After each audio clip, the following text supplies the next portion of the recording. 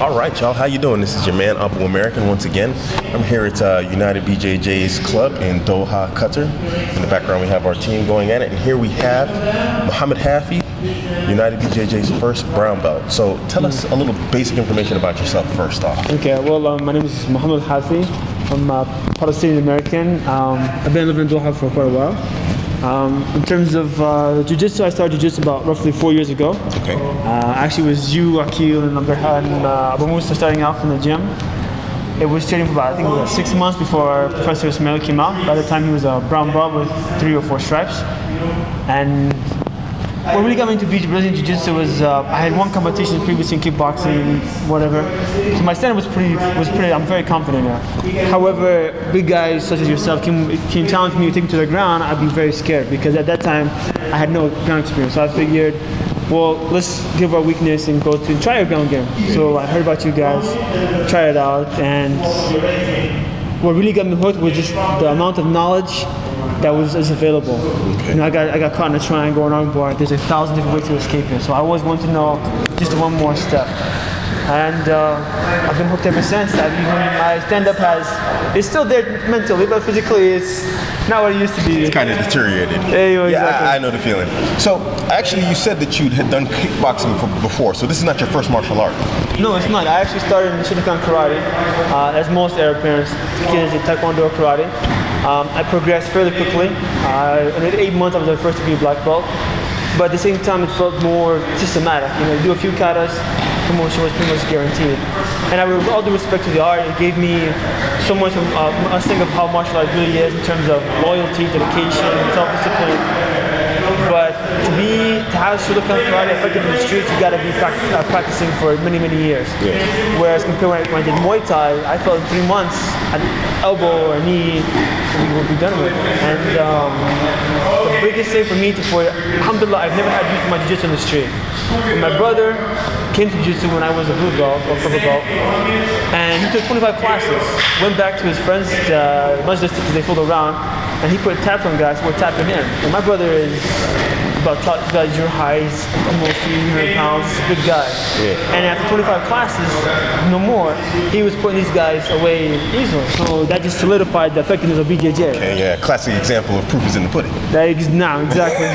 Okay, so what advice can you give to somebody who's new in Brazilian Jiu-Jitsu, or they're like, you know, they're in their blue belt level, but they're trying to improve their game? What sort of advice can you give them? Really, the biggest basic advice I can say is just listen.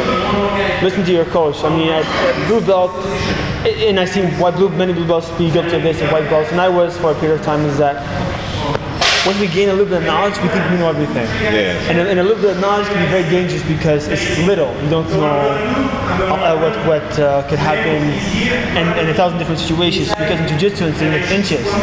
An inch in the wrong direction, you could lose a match. So my advice is just listen to your coach.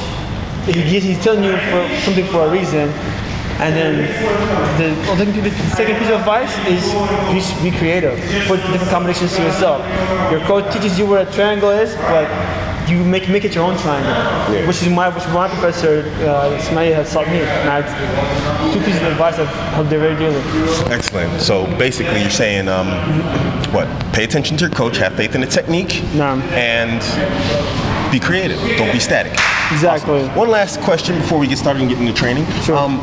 You've competed quite a bit, actually. Can you give us a basic rundown of like some of the competitions that you've taken part in, taken place in, and how have you felt personally? How have you performed in these competitions? Okay. For the reason I've competed quite a lot, but I like to hold myself to a higher standard. BJJ practitioners in the States, they had earned a tournament every weekend, be it small, be it big. You can always learn something new. So for the Middle East region, I think I've competed a lot. My experience in competition is never leave it to the judges. You're in the fight, you're focused on the fight. Points, if you're a submission fight, doesn't really matter.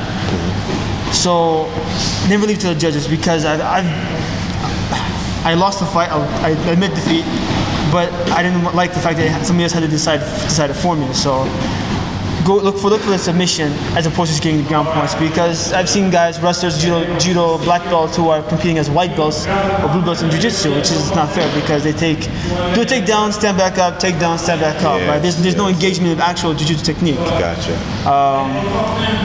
But man, just the learning curve increases exponentially with the tournament, because whenever I come back to the gym from a tournament, my technique's a little sharper, it's a little faster, because that hunger in me is grown. You know, I've won silver, bronze, and gold, and I've come back hungrier. But honestly, the hungriest I've ever felt is coming back from a tournament with no medals. Why didn't I get any medals? What was my technique? What was my flaw? Or maybe the guy was just better than me. How can I be better than him? And competition is it's key. You know, even if you're not competing for medals, just do it for yourself, because self-development is at its peak when you're testing yourself against somebody who's unknown.